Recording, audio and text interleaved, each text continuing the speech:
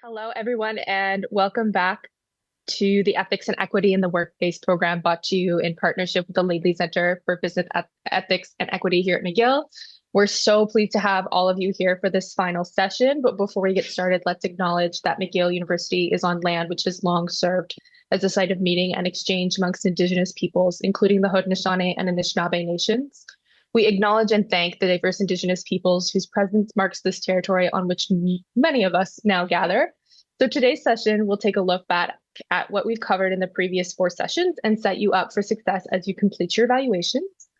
I will introduce the session speakers in just a moment, but a quick housekeeping item. Please note that these sessions are recorded so that those who cannot attend with us in real time will still have access to the program's content. As usual, if you'd like to respond to a question or contribute to the discussion, just raise your virtual hand and only unmute yourself when called upon. And of course, if you're not comfortable asking the question out loud for whichever reasons, please send me a message using the chat feature and I will be happy to ask on your behalf. Without further ado, I'm pleased to hand the floor over to Professor Lindsay Holmgren, the director of the Laidley Centre for Business Ethics and Equity, who you may remember delivered our very first session. Thank you very much. I appreciate the introduction, and I'm delighted to be here with all of you tonight for this final session where you will be looking back over the kinds of things that we talked about in the previous sessions. I apologize for that noise there just a moment ago. I am very pleased and grateful to be acknowledging the work that everyone has done to contribute to these sessions.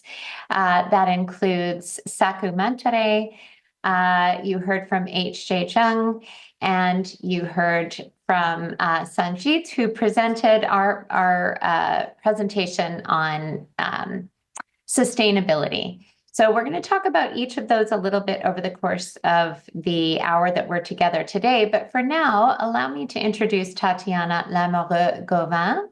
She's a faculty lecturer in organizational behavior in our faculty, and she is also the Equity, Diversity, and Inclusion Associate in Teaching and Learning for us. Additionally, she's the Wellness and Resilience Associate. And when she's not doing all of these things for the Faculty of Management, she's a corporate trainer in the arenas of management, leadership, human resources, and EDI. So we're very fortunate to have her with us tonight, and she has a great plan for helping everyone just remember what we've learned over the past roughly 3 months and to be able to apply them henceforth once we part ways. And as a reminder, Ireland pointed to this earlier, but you will have a little sort of a quiz and assessment that will help you to see what you've taken away from each of these sessions, and we'll review those for you. So thank you for being here, and I will be quiet now and turn it over to Tatiana. Thank you for being here, Tatiana. Thank you so much for having me. I'm really happy to be here. So hello, everyone. I've heard from some of you through the recordings of the previous sessions, so I'm actually really happy to be with you live tonight. Let me start my slides, but you will see that today's going to be a little bit different compared to the other sessions, in the sense that in order for us to do sort of a capstone or review for you, I wanted to give you an opportunity to be able to discuss what you've learned through the first 4 sessions and kind of consolidate that learning process. So today, I hope you've had, I don't know, a snack, your coffee, something, because I will definitely make you work for the hour, maybe not the full hour, but you're going to see that it's going to be a more interactive session. So we've tried to have sessions that have different styles of teaching. Today is going to be a lot more facilitating because you'll have fun activities to do. So I'll walk you through that. So the focus of today is really to make sure to help you actively engage with the material covered in the first 4 sessions so that you can consolidate your learning. So our plan, the big activity is you will be able to, in small groups, Ireland, I'm looking at the size of the group right now, and I am thinking, oh, we have a few more people that joined. Okay. So I think we're going to do 3 groups once we're at the point of doing the breakout rooms. Yeah. So our plan is going to be in smaller groups. You will create a concept map with some of the key concepts that were discussed in the first 4 sessions. So you'll see, please don't start stressing or sweating or logging out. I'm going to walk you through this, and I've really put some of the main concepts together. The key definitions are already prepared, so you'll see it should be a fun activity, should not be a stressful activity. And what we're going to do after is to share that map with the rest of the group. So you're just going to walk us through your thought process. How did you make connections? And my idea here is, as I was listening to all the sessions, I realized we're following the same thread here, but the sessions really went about it in different directions. So to help you really review what you've learned and consolidate what you've learned, I think it's really helpful when we're able to make strong connections between the different sessions and the different concepts. So that's why I suggested, Lindsay, that we do that activity tonight. So once we're going to be done with the maps, we're going to keep some time at the end for discussing a little bit more about, what did you learn from this? What are your key takeaways? What will you start doing differently because of the sessions that we've had together? And I also want to know, what are some questions that you still have on the topics that we discussed? And these are good questions for us to know, so we can maybe get back to you with some sort of answer after the session today, but also it gives us a good idea of how we could improve even better if ever we do this program again next year. So that's always a conversation that I like to have at the end of a program. So that's our plan for today. As we go through this, Lindsay will always be there also to jump in and add in her own thoughts. And yeah, that's it. I also invite you to participate as we go. I think it was something a little bit, natural throughout the other sessions too, but I'm not the type of person when I teach that I teach for a long period and then I stop for questions. I much prefer if you go with the questions as we go. So don't be shy to just raise your Zoom hand whenever there's anything. But again, I'm not going to teach you anything new, so I think you're going to have a lot of opportunities to participate. So, okay, what are we going to do for this concept map session? I'm realizing now I'm looking at the slides and it's a very heavy slide, but you won't be stuck on this for too long, so bear with me here. So just to give you an idea of how we came about this activity is that we asked each of the 4 instructors for the 4 sessions to identify key concepts of their talks and to provide the definitions of these key concepts. What I'm going to ask you is to play around the Post-its so that you create a concept map that makes sense to you. So try to make connections between the concepts. And then one way to help you, some reflection questions to help you with that, will be, for example, so right here, I put a few questions for you. So, it could be a flow process. It could be to think, okay, does ethics come before equity? Does equity come before ethics, for example? What comes first? So it could be a flow. You can organize them, temporally, in a temporal way, I guess. With the timeline, if you want to. You can also organize them differently. You can group some, you can think about, what do they have in common? What do they not have in common? How do they connect with each other? And how do they differ? It could also be that they're different, so we place them in different places. And you can add anything you want. You can add text around it to try to explain it a little bit better. You can add different concepts. I've just put the ones that the instructors identified as the main concepts of their sessions, but there's many others. As I was watching all the sessions, there's many other concepts that I think you can put in your concept map that would make a lot of sense to connect with each other. And then keep in mind, there's no right or wrong answer. It's not like Lindsay and I did that activity before. We placed them all what we thought made sense, and we're like, this is the answer key. There's no answer key. There's no wrong or right answer. The goal here is to get you thinking about these concepts in a different way, to try to really just make connections.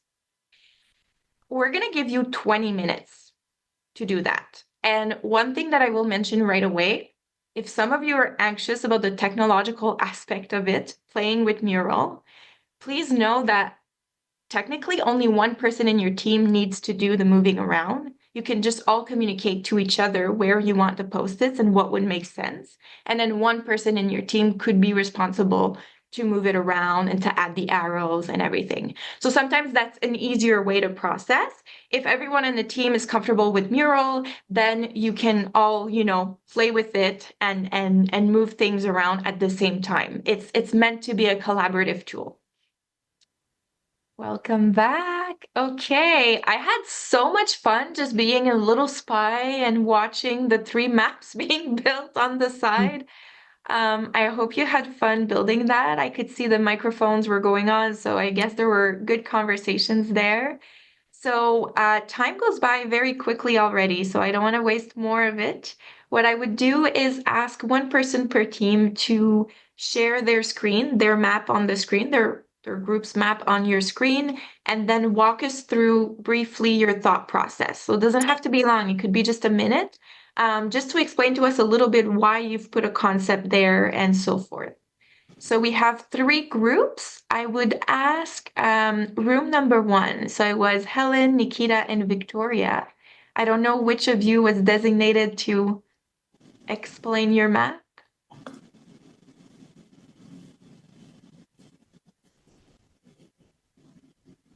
I So don't think we discussed it, but I vote Victoria. It was very instrumental. is Victoria agreeing with this? I mean, I'm being put on the spot a little bit here, but no, we all worked very well together and talked about some of just the really interesting concepts that we've been able to learn and dive a little bit more deeper in this series. And honestly, I read the instructions pretty quickly and then we just looked at the concepts. We didn't add any new concepts. We worked with what we were given. And we started kind of on our bottom right corner talking about, well, we had already looked at linking ethics and equity together, but talking about, my screen is really small, sorry guys. And I'm not that comfortable with this tool, talking about gender inequities, and how that relates to gendered language, racialized language. We talked about how that kind of came up in the same part of the series. And then I think later we circled back and talked about that interesting example of promotion focused questions versus prevention focus, and how that tied into venture financing, I believe. And then we kind of went to sustainability and ESG and CSR and triple bottom line, and we recognized these all kind of as a group, as tools to support ethics and equity in your decision making. And then we had a couple things still left on the side, so we had to figure out where they fit in our map here. I believe one of my team members talked about a session that I was not at, so I can't speak to it very well, about how capitalism and disenchantment are linked, and how maybe sometimes when we're talking about environmental initiatives, disenchantment really relates to the disconnection to those causes. And then we were left with materiality and relevance, and we talked about, again, how those are really tools to support ethics and equitable decision making and policies in an organization. So it was a good reminder of all these really awesome concepts that we've covered. I really loved this. Nice. Thank you so much, Victoria. For someone who was put on the spot, you did a top-notch job. Even if you weren't put on the spot, I would say you did a really good job. So thank you, Victoria. Thank you. For room 2, we had Ben, Mark, Pierre, who will be, I see Mark, your mic is open. Is that you? Go for it. I'll take it. I'll try to share.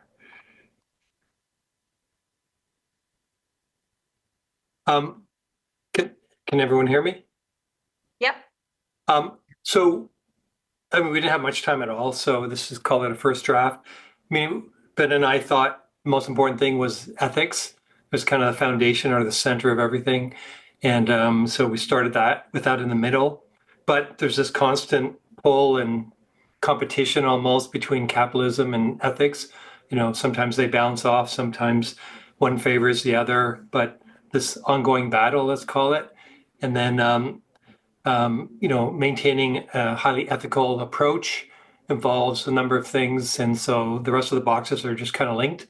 So, sustainability, equity across all types of people and situations, including the gender inequities.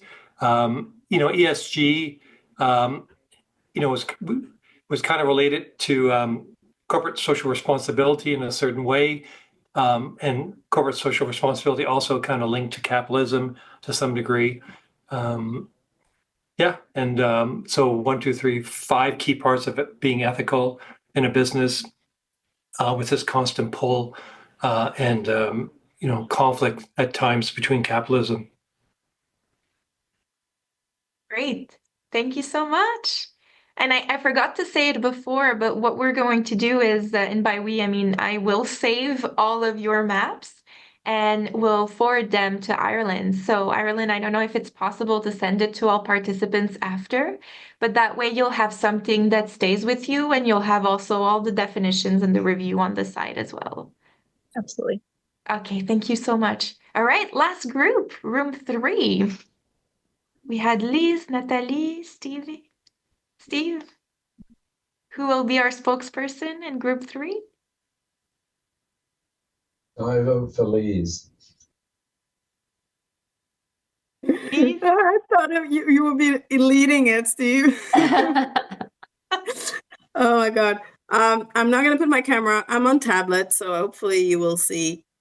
Can you see I don't know how to do this. Do you want me to share my screen for your map? Would that be helpful? Please, because I'm not sure how to do this. I can absolutely do this. Then you could just look at the screen and explain your thought process. Great, thank you. Initially, I was thinking of doing like a target.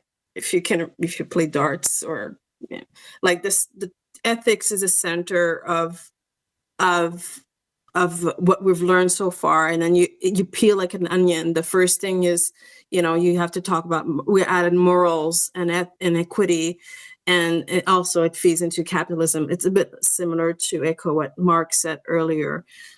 We didn't do an extra rows. We're missing the arrows, but also it includes sustainability, which is includes that sustainability umbrella is the corporate social responsibility, the environmental social governance.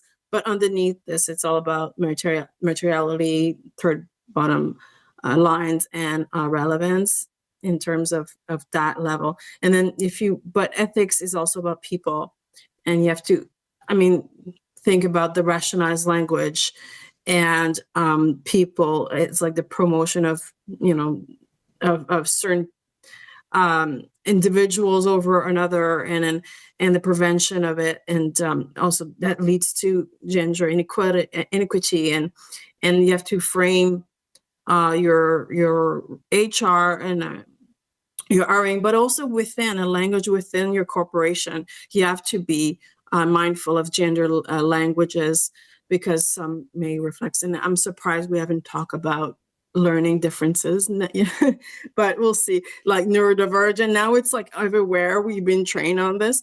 In terms of HR, it's like everybody's different, and that's kind of could be falling to this. But at the end of it, the downside of all this could lead to scalability. We missed on that one, but also disenchantment. There's always a flip side of everything that we do has a flip side of that, and that could lead to, especially on the human side, of disenchantment. Wow, what an ending. Thank you so much. Really, really appreciated. So many things were said. Yes, I know you were mentioning, I'm surprised we didn't talk about, the differences, neurodiversity. I feel like there's so many things we could talk about when we talk about ethics and equity. I think that's a challenge that, to create a program that are 4 smaller sessions on one topic. But if that's something you want to chat more about, we could stick a few minutes together after 6:15 if you want, Lise, and I'd love to discuss this with you more if you want.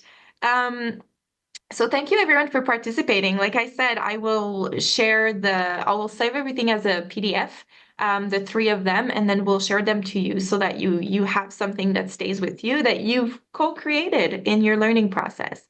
So I do encourage you to use these type of tools and mind mapping and concept mapping when you want to consolidate your learning. It's a really good way to see if you really understood the concepts when you need to think further and connect them with other concepts. So thank you for being my guinea pigs and trying out this activity tonight. I will end, we have a few minutes left, so there's a few things that I would like to ask you. So let me share my screen again. All right, so final piece of active participation. I have a Slido on the screen for you. So for this, you can take your phone if you want, just scan the QR code, or you could go to slido.com and enter the number on the screen. But my main question for you is, what is one of your key takeaways from this program? So as you were reviewing everything, as you were doing your maps, what is one of your key takeaways from this program? What is one thing that's really going to stick with you and that's going to be helpful to you? So I'll give you a few moments to scan it and enter it. And then we'll be able to see everyone's answers at the same time after. I think I hit it. I didn't want you to be influenced by the other answers that are coming before you. So, okay, so ethics and capitalism compromise each other. Okay. Ethics is complex and multifaceted. Yes, absolutely. Decided focus on top priorities, then move to the next area. Strengthen core values across leaders at the same time. Great. How balance between ethics and business is desirable for sustainability. Yeah. The bias in interview questions was a shocker. Oh, and I have stories for you. Like there's so many other examples of bias in interview questions. Continuing to learn about equity and how to address it by understanding the range of situations. Good. And DEI is only a part of ethics. We speak so much about DEI that it seems to shadow everything else. That's an interesting conversation because there's a lot of the concepts that are very interconnected, and it's very difficult to speak about one and not speak about the other. But sometimes we use certain terms and we refer to DEI, but there's ethics in there. You know, the basis of DEI is about ethics and vice versa. So there's a lot to be said here, but I'm very happy that it kind of broadened your scope here. So what will you do differently? What are some challenges that you'll be giving yourself? You put it, some of you, in your answers in Slido, but since we only have a few minutes left, I think maybe I would focus on remaining questions. What are questions that you still have that you would like to discuss? Or what do you wish we had talked about more? And I'm going to stop sharing for this so we can see each other a bit better. So what are some remaining questions that you may have, or what do you wish we discussed more about?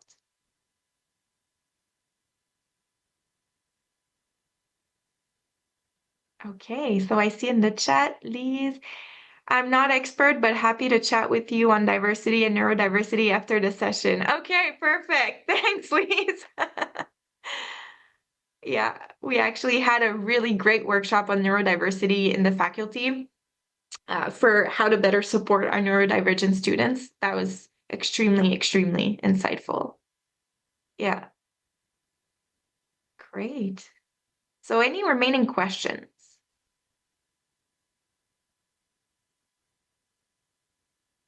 I suppose that's a positive thing if there are no remaining questions, but it's interesting because it sounded as though other ideas were coming up sometimes when you were doing your concept map. So I'm curious as to how those might, even perhaps after today, how those might evolve into questions that you might be asking yourselves and that might be worth exploring further, at which point you're welcome to send those to me, and I will take them into account and try to answer them perhaps in other ways or in future sessions. Great. Actually, since there's no other questions, I was going to pass the ball to you, Lindsay, just to say if you have a few final words for the program, or Ireland. Not sure which one of you should close.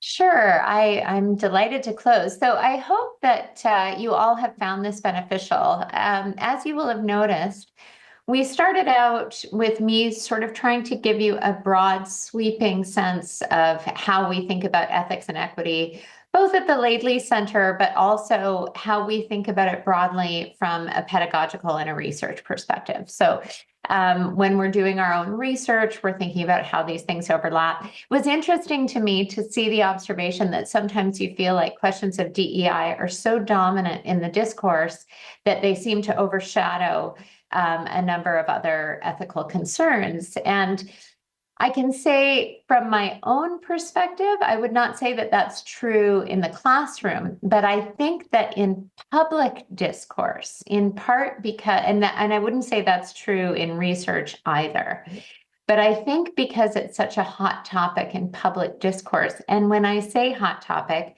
I don't necessarily mean that those dialogues are going as well as they ought to go. I think that there's room in civil discourse for dialogue about EDI, or if you're in the States, DEI is typically how it's referred to there.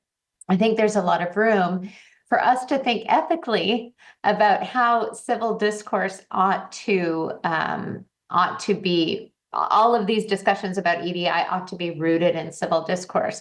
And we find, I think, a lot of